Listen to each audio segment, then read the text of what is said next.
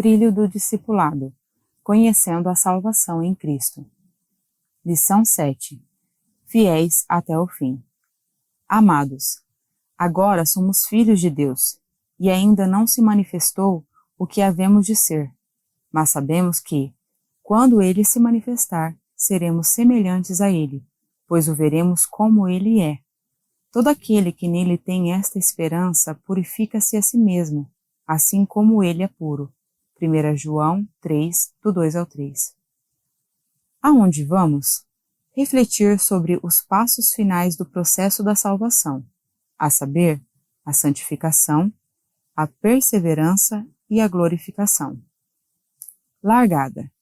Quando o ser humano, morto em delitos e pecados, rende-se ao Senhor Jesus, ganha nova vida espiritual e é declarado justo aos olhos de Deus e recebido em sua família.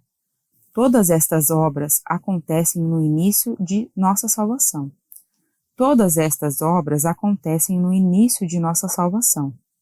Neste estudo, veremos mais 3 passos do processo da salvação. São os passos finais. 2 deles dizem respeito ao estágio presente da salvação e o último ao estágio final, ao estudo. A santificação. A santificação é outra parte importante do processo de salvação.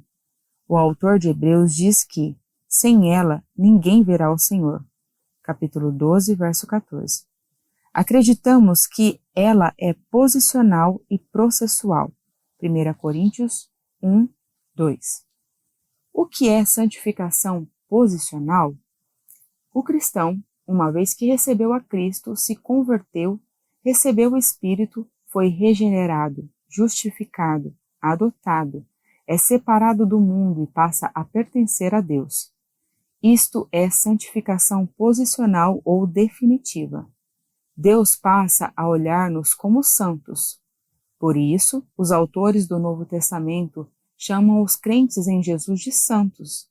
2 Coríntios 1, 1, Filipenses 1, 1, Colossenses 1, 1. Cristo e o Espírito Santo nos garantem esta posição. 1 Coríntios 6, 11, 1, 2 e 30.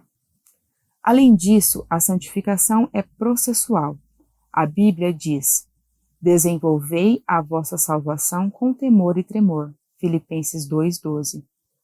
Vista como um processo, podemos definir a santificação como a obra que Deus desenvolve em nós, dia a dia, para afastar-nos cada vez mais do pecado e para tornar-nos cada vez mais parecidos com Cristo em nosso viver diário. Embora não sejamos mais escravos do pecado, Romanos 6, 18, ele insiste em permanecer em nós. Ao mesmo tempo em que o Novo Testamento chama os cristãos de santos, 1 Pedro 2, 9, 2 Pedro 1, 21 e 3, 2, também os exorta: sede vós também santos, 1 Pedro 1, 15, 1 Tessalonicenses 4, 7. Mesmo que não pequemos habitualmente, 1 João 3, 6, ainda pecamos. Porém, temos o Espírito Santo que habita em nós, 1 Coríntios 3, 16, 6, 19. Ele é o agente da santificação pessoal e nos ajuda a mantê-la diariamente, 2 Tessalonicenses 2, 13, Gálatas 5, 16 ao 18 e 22, Romanos 8, 14. Qual o padrão para a santificação? A vontade de Deus expressa em sua lei, João 15, do 10 ao 11, 1 João 5, do 2 ao 3, Êxodo 20, do 1 ao 17. O Sermão da Montanha, Mateus do capítulo 5 ao capítulo 7. A palavra como um todo, João 17, 17, Salmo 119, 9 e Salmo 133. Tempo para reflexão. Uma vez que a santificação é também definida como um processo, podemos afirmar que ela é igual em todos os cristãos? A perseverança. Uma vez salvo, sempre salvo. É correto fazer tal afirmação? De acordo com as Escrituras, uma vez que este ser humano crê em Jesus e recebe a salvação, Ele tem força suficiente da parte de Deus para permanecer fiel até o fim, isto é, perseverar. Contudo, ainda assim, está sujeito a perder a sua salvação, caso venha apostatar-se. Colossenses 1, do 22 ao 23, diz que aquele que foi reconciliado não pode permanecer. Colossenses 1, do 22 ao 23, diz que aquele que foi reconciliado pode não permanecer na fé, se é que permaneceis, e se afastar da esperança do evangelho que ouviu, não vos deixando afastar. O risco da apostasia é real. Alguém que abraçou a fé pode decidir abandoná-la. Hebreus 6, 4 ao 11, 10, do 26 ao 29. É preciso perseverar. Corramos com perseverança a carreira especial que Deus pôs diante de nós. Hebreus 12, 1, Mateus 24, 13, Apocalipse 2, 10. E aqueles que estão ou estiveram na igreja e declinaram na vida moral, que vivem de qualquer modo e não têm nenhum compromisso com Deus? Estes não perderam a salvação? A grande questão é se essas pessoas são ou não salvas.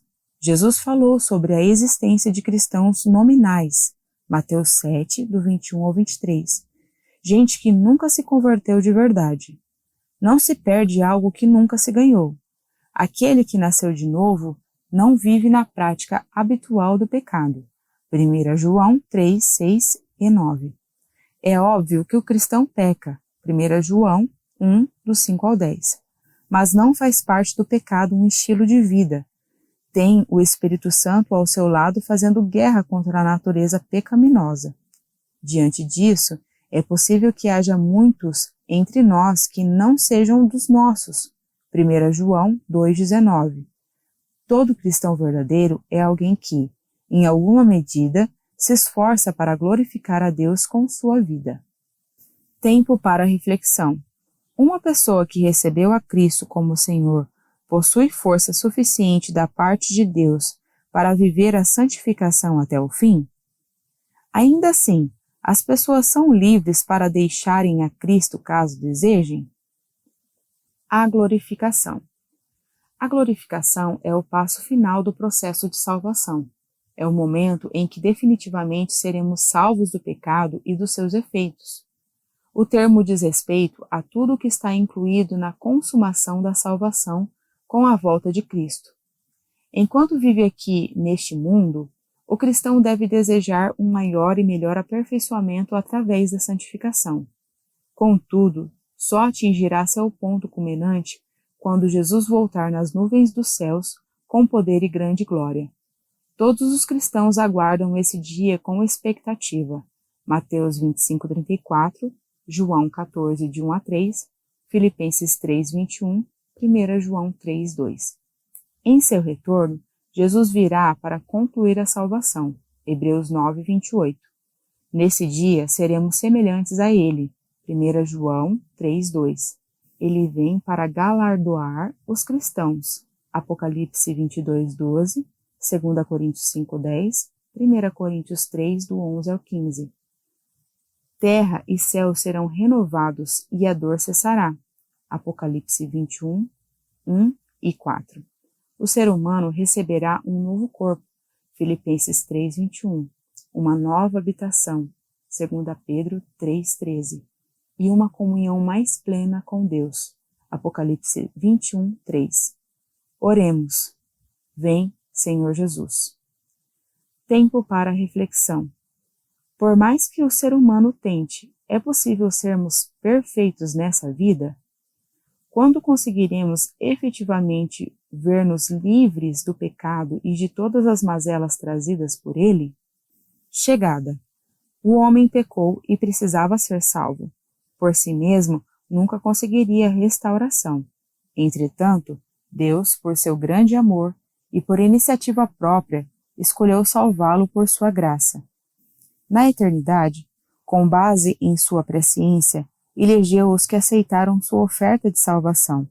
Eles foram chamados, convencidos pelo Espírito Santo, converteram-se, foram regenerados, justificados, adotados, santificados e chamados para serem santos, e estão perseverando neste caminho rumo à glorificação.